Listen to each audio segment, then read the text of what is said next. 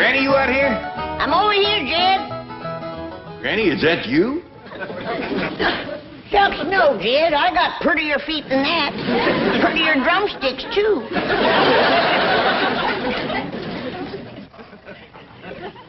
Well, them is them fancy towels Mr. Drysdale give us. Yeah, he says they're beach towels, but we use them right here. Granny, we've got company coming, and I reckon you'd like to get some victuals going. Who's coming? Well, one of them rich, high society Beverly Hills fellows named of Armstrong Doozer McHugh III. The third what? Third Armstrong Doozer McHugh, I reckon.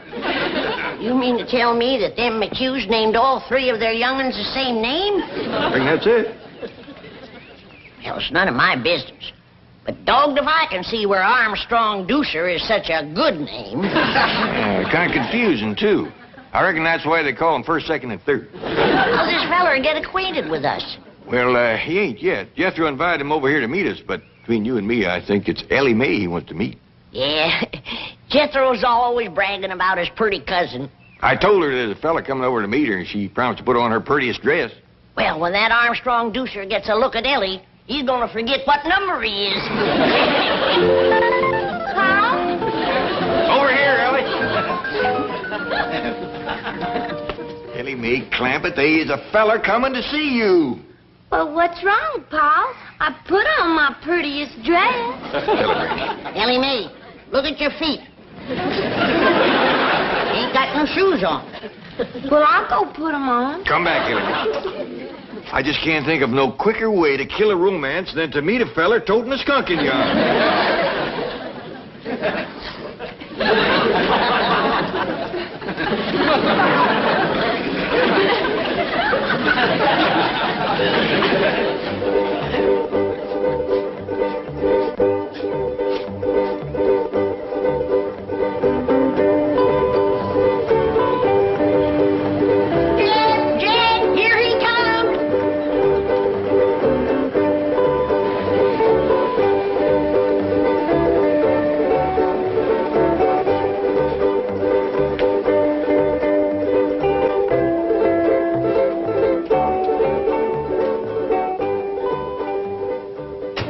Is this the Clampett residence? Yes, sir. Thank you. He's older than I figured. And wearing a uniform. Jethro didn't see he was in the Army. It's all right, Jed. It's Confederate graves. Well, howdy there. I'm Jed Clampett. This here is Granny, and I reckon you must be Armstrong Doozer McHugh III. Oh, no, sir. The second? No, ma'am. That explains him being older. He's the first. Jethro, Armstrong's here. Sir, you don't understand. Excuse me.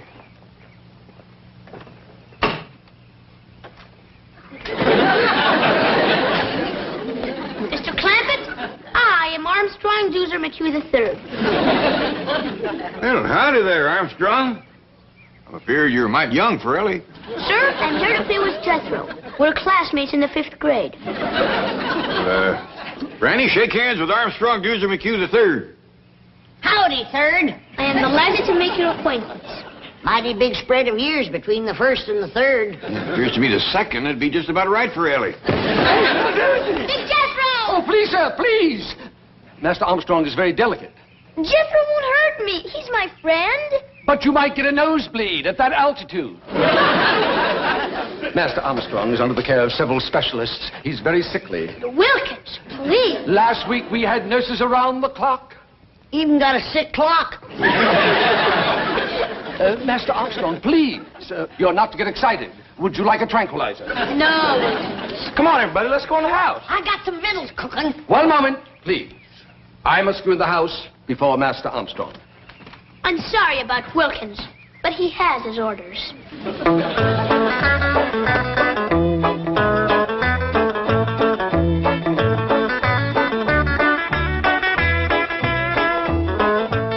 What in the Sam Hill are you doing?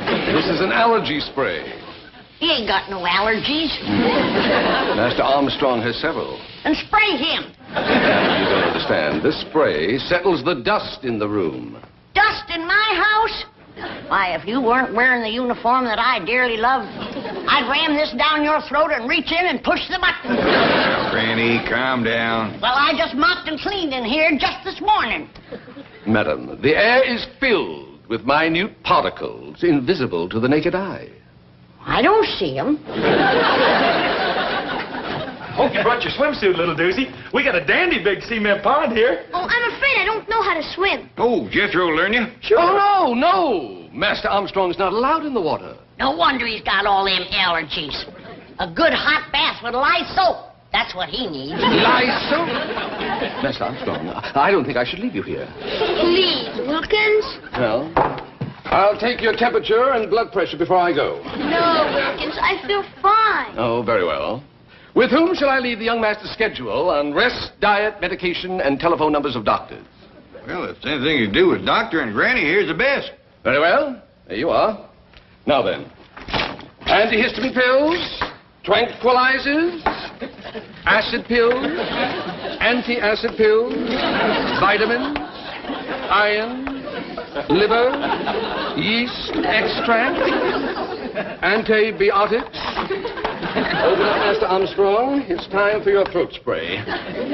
Just a precautionary measure to see that he fights off the respiratory virus. If that rascal comes around here, I'll fight him. Over to school, all the big fellas is always picking on little doozy. But not when Jethro's around. Oh, I almost forgot. The oxygen tent is in the car. Where shall I set it up? Tent? Yes, sir. Master Armstrong usually spends an hour a day in it. Oh, you like camping, do you? I'll say he does. He's happy as a itchy pig rubbing against a real fence. Speaking of pigs, I got some hog jowl stewing and a possum pie in the oven for this little feller's lunch. Come on. Hog jowl. Possum pie. Do you intend to feed those things to Master Armstrong? Why, don't he eat that good at home? Oh, he has an extremely delicate digestive system. At present, he's on a diet of special Swiss yogurt. We hunted all over Beverly Hills to find it. Jethro, get out your rifle and hunt down one of them Swiss yogurts. Okay, Uncle Jed. Oh, and I'll take little doozy along to make sure I shoot the right kind. Sure. Reckon Granny will know how to cook it once she sees it. Does it run or fly? Neither. Yogurt is inanimate. It just lies there. Ain't gonna be much sport to shoot, Jethro. That's a fact. Hi, has anybody seen little Charlie? A dog! Go away. Master Armstrong's allergic to all animals. Ellie, Charlie got in the kitchen. Ah! A skunk! Oh, city feller, I wouldn't do that if I was you. He might just return the favor.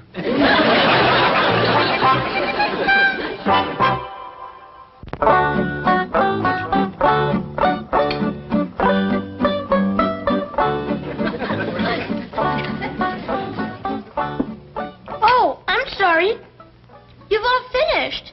Go right ahead and chuck it in there, young fella. Looks like you could use a little fattening up. That's a fact. I throwed away chicken bones with more meat on them than he's got. You want some more, little doozy? Oh, no, thank you. It was most delicious. I'd like to tell Chef how to make that. Who's chef? Oh, he's the fella that does the cooking over at Doozy's house. A man in the kitchen? Yeah, Granny. You ought to see him. Cooks in a great big white hat. Well, the first thing to tell him to do is to get rid of the hat and do his cooking in a pot. Well, how come your ma don't do the cooking, little doozy? Who? Your ma. Oh, Mother. I don't believe she knows where the kitchen is. On her rare visits home, I've never seen her there. Visits home? My mother and father spend most of their time traveling. Oh, drummers, huh? What do they sell? Oh, they don't work. They just travel. How come? I really don't know. I imagine they enjoy it. Well, don't you miss your ma and pa? Oh, they write to me regularly, every month or two. I have a marvelous collection of foreign stamps. And they always telephone me on my birthday. That's right, friendly of them. Well, who looks after you, little doozy? Oh, mostly the governess. Governess? She's married to Wilkins. Did you hear that, Granny? That fella that brought him over here is the governor. That still don't give him no right to tell me I got dust in my house. You folks have so much fun. I never even laugh at home. Well, little feller, anytime you feel like busting out laughing, you come right on over. Excuse me. Come on, little doozy. You promised to help me with my homework. He's the smartest kid in school. Oh, I'd rather be able to swim and climb trees like you. Well, you help me with history, and I'll teach you to swim and tree climb. And I'll learn your wrestling, so as the big kids won't be picking on you. Oh, I'd like that. And perhaps I could assist you in some subject. How about English? Thank you, little doozy. But I done learned to talk that. Kinda got a hankering for history, though. What you studying in that? At present, we're on the Civil War. You mean the war betwixt the Yankees and the Americans? Well, you boys can run along now. You're excused. Just a minute, Sonny. Who'd they learn you won that war? Granny, these boys got study to do. I want an answer to my question. He's paying school taxes. And I want to know that they're learning our young'uns the truth. Now, who did they say won? The North or the South? Oh, I wish I was in Dixie down south, the South. Hush up, Jed. I can't hear the boy's answer. Why, madam, every true student of history knows that glorious armies of that brilliant and beloved leader, General Robert E. Lee, were never really defeated. Hallelujah. Stay for supper. Come on, Jethro. Hey, little doozy. Didn't our history teacher over to school say that... Oh, I wish I was in Dixie down south. Smart little feller. But I gotta learn him the right words to Dixie.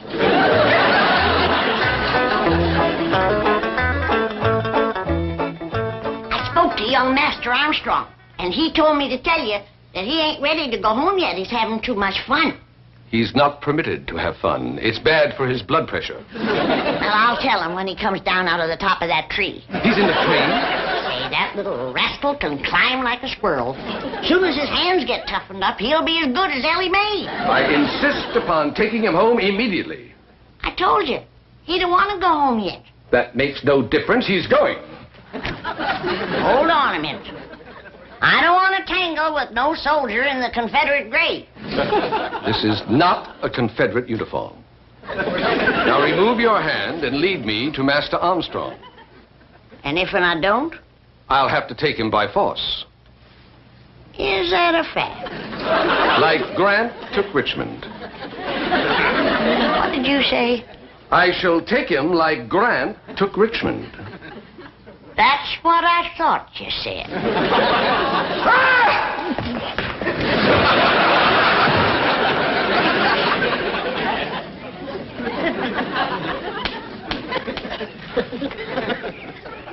I'll be back. Well, you better bring Grant with you, and his whole army.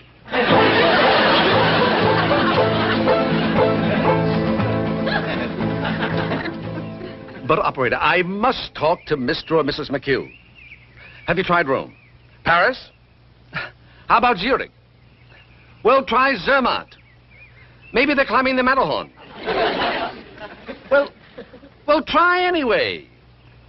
Maybe their hotel has a long extension cord. Operator, this is urgent. I thought I told you to skedaddle. Call me back. My area code is 417 zone 328, and this is mobile 089-303-52. Never mind. I'll call you.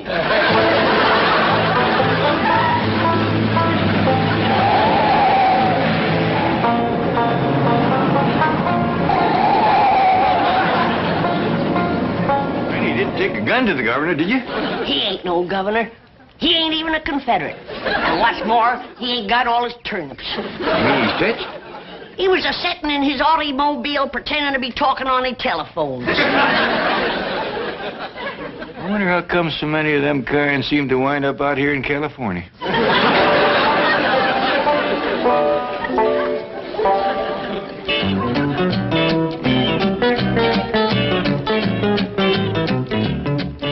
Sorry to interrupt, Chief, but Wilkins here has an urgent problem concerning young Armstrong Dewson McHugh III. No, what is it? Well, to fill you in, Chief, Armstrong Dewson McHugh III's father, Armstrong Dewson McHugh II, has appointed the bank executor of his will, administrator of his estate, and guardian of Armstrong Dewson McHugh III in case something should happen to Mr. and Mrs. Armstrong Dewson McHugh II. And that is why Wilkins here, and very wisely, has come to you in this crisis. What is the crisis? I forgot. Oh, yes. Young Master Armstrong is being held a prisoner. Call the FBI. Do you know who has him? A hillbilly family called the Clampetts. J. Edgar Hoover, please. Never mind, hang on. Wilkins, the Clampetts are my next-door neighbors, my largest depositors, and my personal friends. And the very salt of the earth. Sorry, Chief. But, Mr. Drysdale, young Master Armstrong is extremely frail and delicate, and the Clampetts refuse to give him the proper food or rest or medication. They're exposing him to great danger. Get the Clampetts on the phone. They won't harm the boy. But I'm afraid they already have. They've got him climbing trees and eating possum pie. Delicious. But they're violent people. Granny threatened me with a shotgun. What did you say about the South? The South what? Granny! Jane Hathaway here. Could you call young Armstrong Deuce McHugh III to the telephone? I don't hardly think so. He went out to the cement pond to swim. Thank you, Granny. Goodbye. Nothing to worry about. Master Armstrong is in swimming. But he doesn't know how to swim. But Jethro, I don't know how to swim. Oh, don't let that worry you, little doozy. We can learn anybody. Oh, heck, Ellen May even learned her cat. Come on, Rusty. Look there.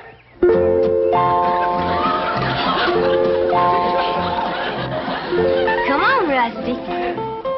Did you have a good swim? See, little doozy? There's nothing to it. Now, you just watch me and do as I do.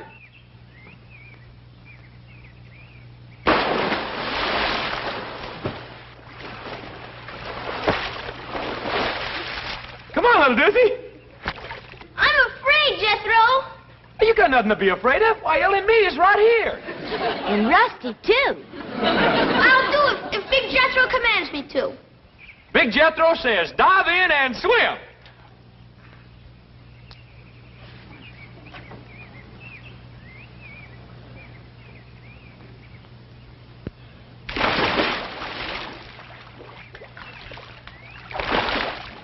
Look, Jethro, I'm swimming! You sure are, little doozy. You just done swum right out of your swimming suit.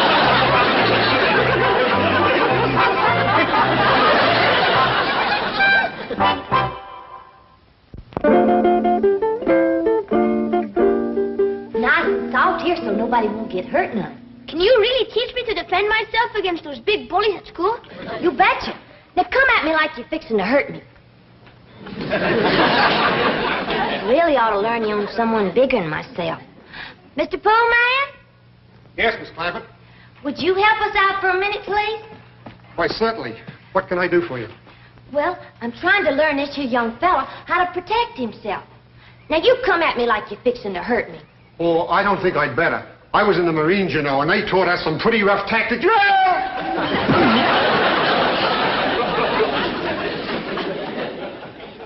By any chance, were you in the 3rd Battalion?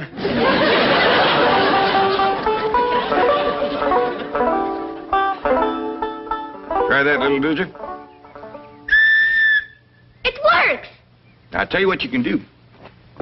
You whittle yourself a whole bunch of these, different sizes, tie them together side by each. You can play a real tune. But I don't have a knife, sir. Well, I'll tell you what. If you promise to handle it real careful, like I showed you, safety first, don't cut yourself, you can have this one. Gee, thank you, Uncle Jed.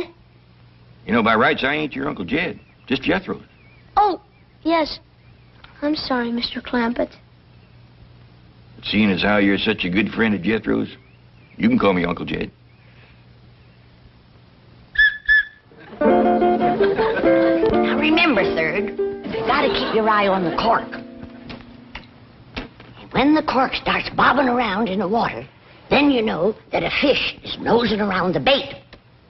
And then, when the cork all of a sudden ducks under the water, then you know old Mr. Fish has grabbed the bait. And you pull him out. Can I hold the line, Mrs. Granny? Sure, you might as well get the feel of it. I caught something! Oh, you couldn't have. There's nothing in there. It feels like a whale! Help me!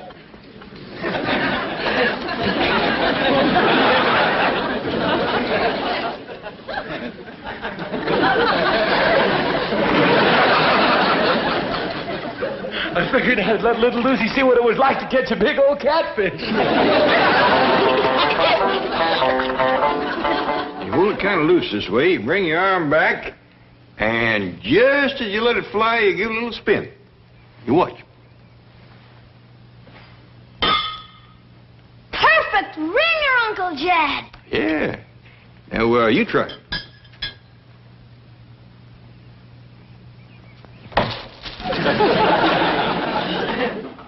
Now, you see how handy it is to be able to climb a tree?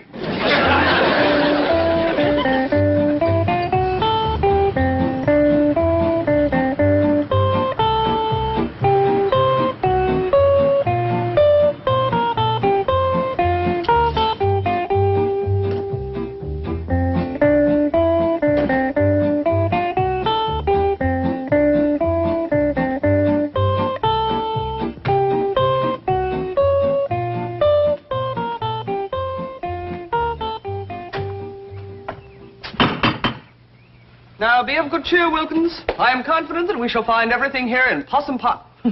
Apple pie order. Howdy, Mr. Drysdale. Well, Miss Jane, Mr. Wilkins, come on in. Gonna bake a tater pie to give to little Dews. And it'll taste so good his toes will curl up in his shoes. To make a tater pie, it takes a lot of possum fat. I don't think that feller chef can bake it in his hat. Greetings, Granny. Oh, mate. Thought I told you to secede from these parts. Annie. Madam, I demand to see Master Armstrong immediately. Don't wake him up. He's taking his nap. Yeah, you see, he's getting his rest. Needs it, too. Poor little feller's all tuckered out. Which bedroom is he in? Napping right out there in the sun. The sun! His skin is far too sensitive to be exposed to ultraviolet rays.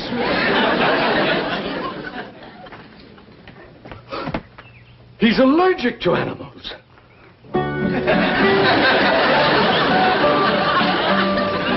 Wilkins, I'm not going home. I feel fine. You're coming home and have an antiseptic bath and then spend an hour in your oxygen tent. Wilkins, I'm not going. Then I'll take you by force. You will. Like Grant took Richmond.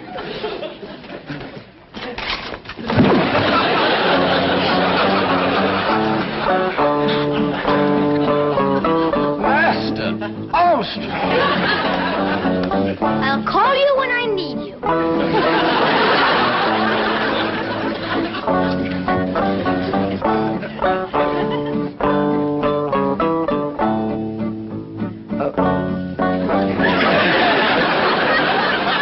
Go away. Scat. Scat. Scat. Scat. I wouldn't do that if I was... I